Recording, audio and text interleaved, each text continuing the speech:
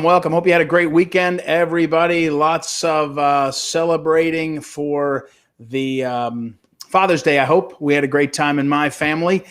Today's wink, what you now know, is about the Constitution. You might not know that today is a big day. We'll talk about that, and we'll talk about other aspects of what's going on with the Constitution and how important it is to understand that. I'm not sure what's going on with the background there. I guess I did something different. But anyway, glad you're all in here and good to see people. Let's start with the Pledge of Allegiance. Let's start with the Pledge of Allegiance. Make sure that we are keeping it right at the top of mind. Here we go. Join me standing, if you will, to say the Pledge of Allegiance. Here we go. I pledge allegiance to the flag of the United States of America and to the republic for which it stands, one nation, under God, indivisible, with liberty and justice for all. All right, everybody. Thank you for that. And back to our talk. I really don't know what's going on the sides of these. That's kind of cool. Let's see if I do this, if it'll fill it out. Nope. I don't know what that is. It's pretty neat, though.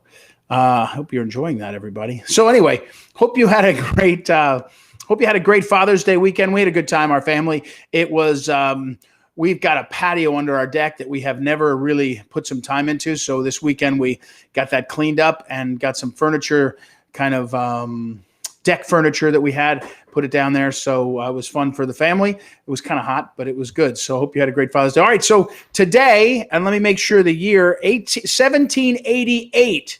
1788.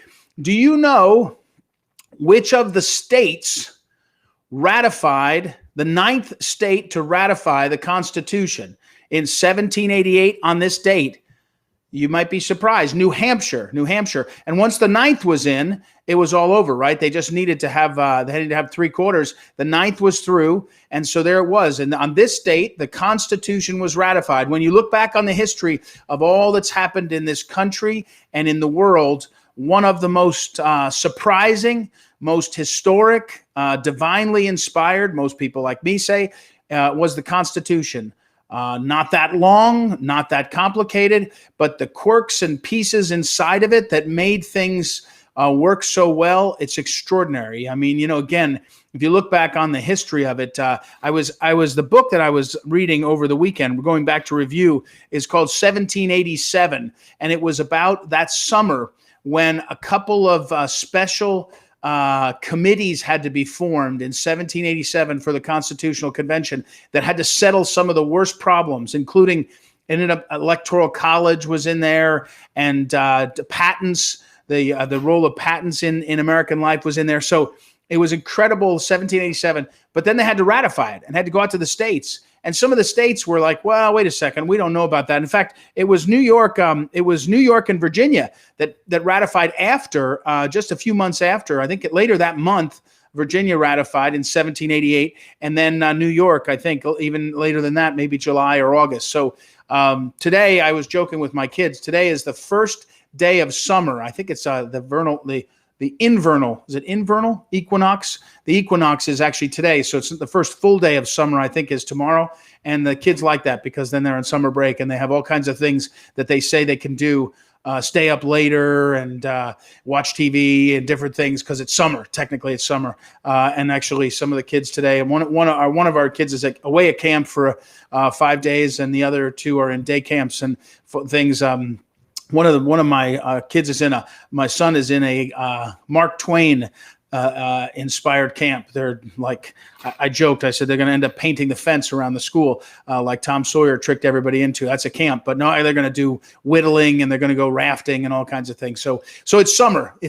So the Constitution ratified today. And what I want to say about that is, as you watch the movement of critical race theory and anti-American stuff, you have to realize one of the things that they're against is the Constitution. And so, as much as we can say what you're doing with critical race theory and what your ideas are with 1619 are terrible, they're misguided, we also should celebrate the Constitution. We should celebrate the aspects of the Constitution that have both inspired the world and put in place a system that keeps, frankly, getting better and better. The system is a sort of a self-perfecting system that works really well. I'm sorry, my phone is on. And so it's really incredible to watch and to think. So one of the things I tell people is don't get caught in the negative of only saying critical race theory is crazy. The 1619 Project is disproportionately focused on the wrong things. It's lying about what our founding was. Focus on the positive things. And one of the positive things is that the Constitution was created and was inspired, and on this day was ratified by New Hampshire, which made it go through. And there we are. We have a union. Tenuous though it may have seemed, we have a union.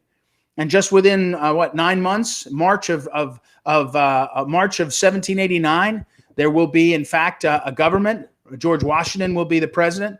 So, but lots of things. But it's a self-perfecting document. It's been getting better when we amend it, not when we just decide how we want to do it. It's not a living document. It's a document that had so much extraordinary power and so much unifying glue that put us together. It's unbelievable.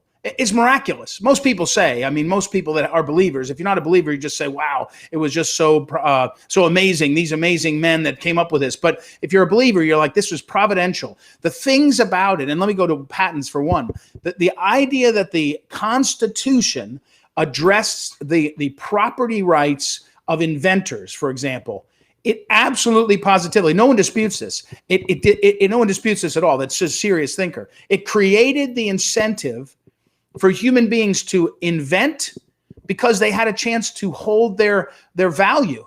You could get a patent for a period of time, not forever, but for a period of time. And the key thing about that patent was, in order to get the right to have it, you didn't have to ask the king.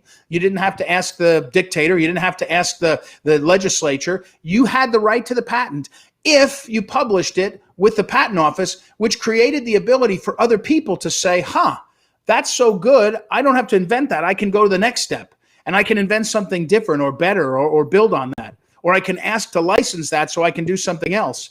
That dramatically transformed. There's a reason why since 1780s, the American way of life became the inventor's paradise. There are really smart people all over the world that do invent good things, and they may be able to protect it, but they come here if they can. You remember, like a Tesla, the actual Tesla, not Elon Musk's company. He came to America and was a penniless immigrant who went ahead and dug into this thing. And sorry, my phone, I got to shut it off. And so it was extraordinary. It was an extraordinary thing, the Constitution. And back to my point, we have to use it. We have to use it as a tool to teach people about our goodness, about what's happening, and about how important it is. And so I hope that in the midst of all this, hey, stop critical race theory, stop 1619, all this stuff, we need to come up with a positive message about, hold on, let's look at the miraculous document and what it did, and how it's gotten us to where we are, and it's gotten us better and better. When we stick to it, when we don't mess it up, when we honor the underpinnings of it, which is a Judeo-Christian system of living together, there's no stopping us. There's no stopping us. And over the weekend, I don't know if you saw this, I think it was Macy Gray. Is Macy Gray, is that the singer? I think Macy Gray had like a one-hit wonder years ago. As I recall, like maybe in my college days, like 25 years ago, there was some Macy Gray song, kind of a romantic hip-hop song maybe. But Macy Gray came out and said, the American flag, it's too divisive. Well, we got to get rid of the American flag. That's how crazy these people are. That's how crazy these people are. But don't focus on their craziness. Don't focus on their terms. Go back to our terms. Look at the Constitution. Look at what it did. Look at what it does. It's extraordinary. And I hope in the coming years, especially, you're seeing people. In fact, General Flynn, when we started out America's Future, the organization he now heads, we worked on things that he wanted to talk about. One of them was the flag and the pledge. Another one was the Constitution. And when you go to raise the flag, saythepledge.com, and it kicks to americasfuture.net, you could buy a flag.